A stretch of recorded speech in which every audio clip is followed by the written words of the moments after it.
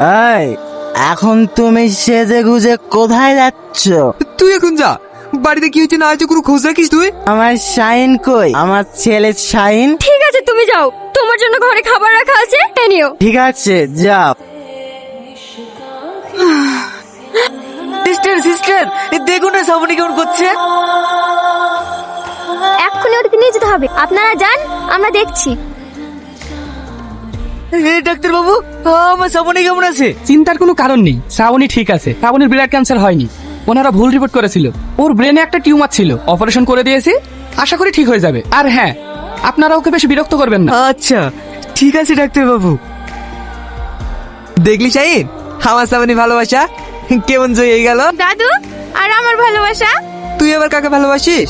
কেন দাদু আমাকে? কি রে, তোকে না ওকে?